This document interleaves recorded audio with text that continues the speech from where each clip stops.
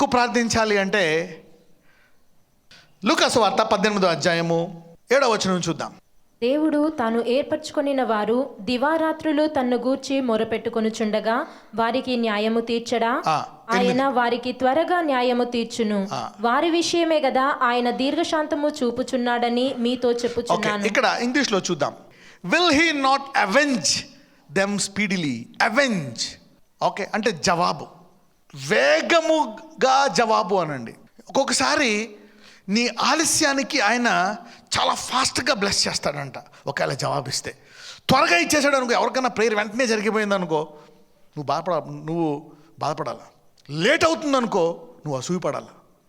ఎందుకంటే జవాబు చాలా గొప్ప ఆశీర్వాదకరంగా వస్తుంది ఆ జవాబు. ఒకవేళ నీ జీవితంలో ఏ పరిస్థితుల్లో అయినా ఆలస్యం జరుగుతుందా, దాని జవాబు కూడా అలాగే వస్తుంది. అందరూ చెప్పండి, ఆయన కృప చాలా గొప్పది అనండి. His grace is very powerful. That's what you know, we need to know his grace is very very very powerful. దేవుని వాక్యాన్ని ఎవరు బంధించలేరు, దేవుని వాక్యాన్ని ఎవరు విరగొట్టలేరు. అంటే నిన్నెవరు విరగొట్టలేరు, నిన్నెవరు వేరుతో పెరికి వేయలేరు. Whatever the enemy does in a big way, దేవుని వాక్యాన్ని ఎవరు బంధించలేరు అనండి. నీవు వాక్యం ఎరుగుతున్నావు గనక నిన్నేది బంధించలేదు అనండి. నీవు వాక్యం వింటున్నావు గనక నిన్ను రోగం బంధించలేదు, అప్పులు బంధించలేవు, కష్టాలు బంధించలేవు, ఏది బంధించలేదు, వయసు కూడా బంధించలేదు. ఎందుకంటే నీవు వృద్ధాప్యంలో కూడా ఫలిస్తామని బైబిల్ చెప్తుంది. So the word of God has no retirement until you say it is retire. So దేవుని వాక్యం మీద ఎరిగితే అది నిన్ను బంధించలేదన్నమాట. పౌలు అయితే సంవత్సరంన్నర, మాకు మ్యాక్సిమం 6 నెలల నుంచి సంవత్సరంలో ఆ దేశమంతా ఆక్రమించేసేవాడు. ఎవ్వరు ఒక్కరు కూడా ఉండేవారు కాదు, almost everywhere. Okay, that was the anointing of the apostles. That's how it did. Jesus took over whole Israel in 3.5 years. అవునా కదా? So what a wonderful word. అప్పుడప్పుడు ఈ వాక్యము మన శత్రువులను బట్టి మనకి ఈ వాక్యం యొక్క పవర్ తెలుస్తుంది. మన శత్రువుల్ని మనం ద్వేషించేవాళ్ళు, మనల్ని అసూయపడేవాళ్ళు, మన గురించి మనల్ని ఇబ్బంది పెట్టేవాళ్ళు will do something amazing from this word. Alright, it's all his mercy. ఒక్కొక్కసారి అసాధ్యమైన పరిస్థితికి వెళ్ళిపోతుంది. ఉదాహరణకి నీకు 30 ఏళ్ల వరకే ఈ ఉద్యోగం లిమిట్, ఈ గవర్నమెంట్ జాబ్ 30 ఏళ్ళకి, నీ గవర్నమెంట్ జాబ్ అనే దర్శనం ఉంది. సో 22 ఏళ్ళకి డిగ్రీ అయిపోయింది, నువ్వు 8 ఏళ్ళు రాసావు. సో 30 ఏళ్ళకి నీకు ఆఖరి పరీక్ష రాసావు, ఉద్యోగం రాలేదు. గవర్నమెంట్ జాబ్ గురించి ప్రార్థించాలా వద్దా? నీ పరిస్థితి సమాజంలో ఇక అవ్వదు, నీ పని అయిపోయింది, ఇంక నీకు జాబ్ రాదు. నేను చెప్పిన ఒకవేళ నీకు తెలీదు, నిన్ను సెలెక్ట్ చేసి మళ్ళా పిలవచ్చు. అంటే పరిస్థితి ఆగిపోయినా, ఇక ఇంపాసిబుల్, అసాధ్యమైపోయినా సరే ఇంకా నా దేవుడు చేయగలడని ప్రార్థించడం ఏమంటారు? విశ్వాసం.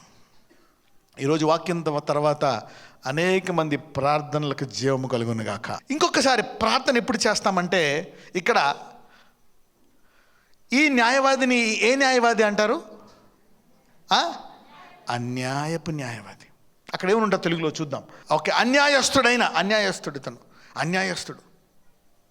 సో అన్యాయస్తుడే మాటికి చేస్తే లొంగిపోతాడంట. అన్యాయస్తుడే మాటికి విసిగిస్తే లొంగిపోతే, మరి అన్యాయస్తుడు కాబట్టి నువ్వు ప్రార్థన ఆపేసే అవకాశం ఉంది. అన్యాయస్తుడు కాబట్టి ఏముందిరా, ఇంక మనం ట్రై చేసాం వీటి చేయడం అని. కానీ నీకు విశ్వాసం ఎప్పుడు వస్తుంది అంటే, ఆయన న్యాయమైన వాడు. ఏంటంటే ఆయన న్యాయస్తుడు. అందరూ చెప్పండి, నా దేవుడు న్యాయం కలిగిన వాడు. ఎందుకు మనం ఇంకా ప్రార్థించాలి అంటే, ఈ సందర్భం ప్రకారము మన దేవుడు ఎటువంటి వాడంట? న్యాయమైన వాడు. అడుగుడి మీకు ఇవ్వబడును. ఇంకోటి ఏమన్నాడు? మీరు ప్రార్థించక ముందే జవాబిచ్చామని నమ్మేయమన్నాడు. అంటే నువ్వు నమ్మేసి ప్రార్థిస్తున్నావు. ఏమని? నా దేవుడు న్యాయం చేస్తాడు. నేను ప్రార్థిస్తున్నా, నా దేవుడు న్యాయమైన వాడు, నా ప్రార్థన తప్పకుండా ఆలకిస్తాడు. విశ్వాసానికి ఒక ఆధారం ఏంటంటే, అందరూ చెప్పండి, నా యేసయ్య న్యాయమైన వాడు కనుక నేను ప్రార్థిస్తాను. Because he's a just God, he's not that unjust judge. So you keep praying. అబ్రహాము జీవితంలో ఆలస్యం చేశాడు. ఎందుకు ఆలస్యం చేశాడు? ఎంతోమందికి ఇచ్చాను నేను పిల్లల్ని త్వరగా, కానీ నీ నుంచి వచ్చే కొడుకు ద్వారా ఎవరు వస్తారో తెలుసా? అబ్రహాము కుమారుడైన దావీదు కుమారుడైన యేసయ్య కనుక I have to work with Abraham. So నీకేమీ లేకుండా సడన్గా కొడుకు పుట్టేశాడా? లైట్ తీసుకో. ఇద్దరు పుట్టేశారా? చాలా లైట్ తీసుకో. పెన్నులాగా 10 మంది పుట్టేశారా? లైట్ తీసుకో. గంపలు పుట్టేస్తున్నారు, బ్యాడ్ న్యూస్ పంపిస్తుంది. ఇదిగో నీకు కాజాలు పంపుతా ఈసారి, ఎందుకంటే నాకు కూతురు పుట్టింది. ఇదిగో నేను ఈసారి నీకు సున్నుండలు పంపిస్తా. ఈమె ఎడుతా కూసుంది. దేవుడి దగ్గరికి వెళ్ళి ఇంక అందం, నేను ఎందుకు నా మొగుడి మీద అనవసరమైన భారం పెడుతున్నాను అని చెప్పేసి వెళ్ళి దేవుడి దగ్గర నువ్వే ఏదన్నా చెయ్యి అని దొర్లి అక్కడ వెరైటీగా చేస్తూ ఉంటుంది. So he was thinking that ఏంది అని అప్పుడు అంటుంది, నాయనా నేను మందు కొట్టలేదు, భారం మొత్తం వేసేస్తున్నాను. సరే దేవుడు కొడుకుని వేస్తాడు. ఒక్కళ్ళనే ఒకళ్ళు ఇచ్చాడు, సమూయేలు, మొత్తం దేశానికి అధిపతి, ప్రవక్త. ఆమెకు 10 ఏళ్ళు ఆలస్యమైంది. ఎవరికైనా నీ దేవుడు ఇలాంటి వాడని తెలిసిన వాడు విడవక ప్రార్థిస్తారంట. సో ఇప్పుడు ఎవరికైనా 5 ఏళ్ళు 10 ఏళ్ళు 20 ఏళ్ళు 25 ఏళ్ళు ఆలస్యం అవుతుందా, ఇంకా ప్రార్థిస్తున్నావా, నీ జవాబు లోకానికే అసూయగా ఉండేటట్టు వస్తుంది. Your answer is dangerous. పక్కనతో చెప్పండి, if your delay is dangerous, your answer will be dangerous అని. పక్కనతో తెలుగులో చెప్పండి, ఒకవేళ నీ ప్రార్థనకు బాగా ఆలస్యం జరుగుతుందా, జవాబు గొప్ప ఆశీర్వాదంతో వస్తుంది అని చెప్పండి. అందరూ అబ్రహాంకి అంటాడే, నీకు పుట్టలేదు, అందరికి పుట్టేశారు, దేవుడు అంటే ఎందుకు పుట్టలేదు, 10 ఆలస్యం చేశాడు. ఎందుకంటే అబ్రహాము ద్వారా వచ్చిన ఇస్సాకుతో ఎవరు వస్తారంట, యేసు ప్రభు, Jesus of Nazareth, the king of kings, the God of gods is going to pick up the physical seed.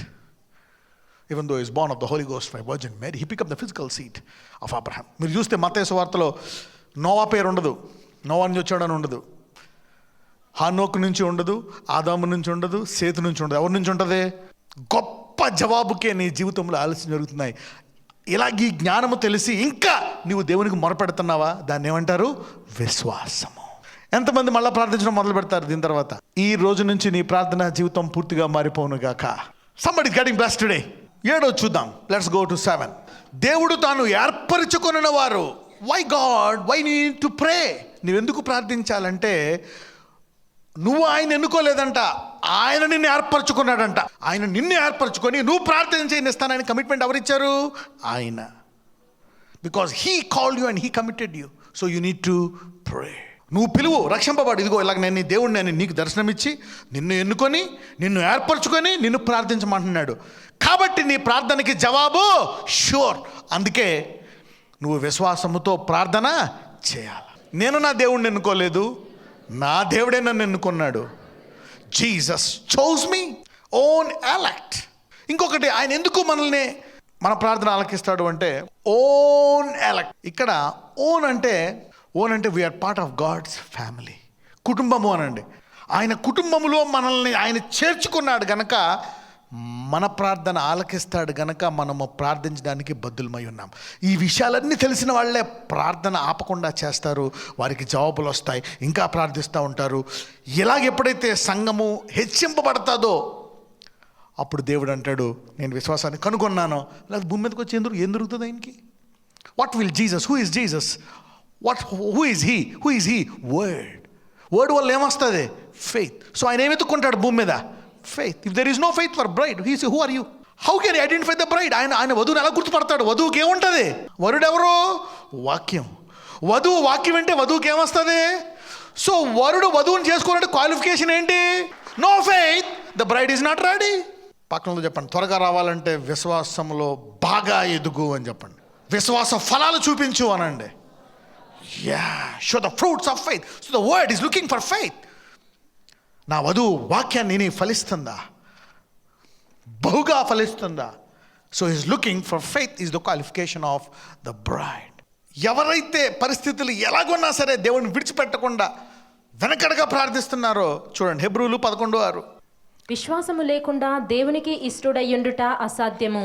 దేవుని యొద్దకు వచ్చువాడు ఆయన యున్నాడనియు తన్ను వెదుకు వారికి ఫలము దయచేయువాడనియు నమ్మవలెను గదా. He is a rewarder.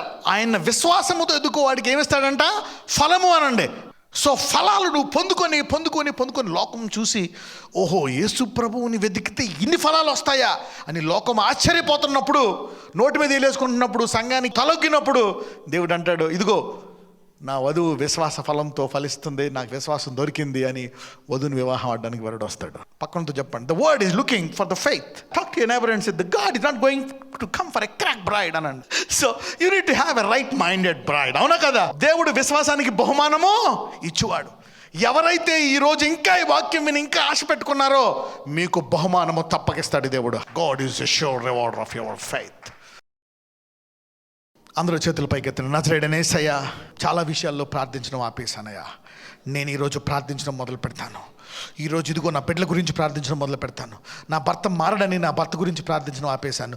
ఇదిగో ఈ రోగం గురించి, ఈ పరిస్థితి గురించి ఆపేశానయ్యా. అయితే ఈరోజు నేను నిన్ను తెలుసుకున్నాను, ఇదిగో నేను ప్రార్థిస్తాను. నేను ముందు నమ్మలేదు కనుక నేను అనుమానపడుతున్నాను. Now I believe Lord, I believe now, I will pray, I will start praying until I will be heal. నేను స్వస్థపడతానని తెలుసు కనుక నేను ప్రార్థిస్తాను. నువ్వు జవాబిచ్చే దేవుడు అని తెలుసు కనుక నేను ప్రార్థిస్తాను. నువ్వు నన్ను ఎన్నుకున్నావు కనుక నేను నిన్ను ప్రార్థిస్తాను. తల నుంచి అరికాలు వరకు యవ్వన బలాన్ని వృద్ధులకు దయచేయండి, దీర్ఘాయువును దయచేయండి. Bless them in every area. నాజరేయుడైన యేసు నామమున ప్రార్థిస్తున్నాము తండ్రి, ఆమేన్ చెప్పండి. ఆమేన్.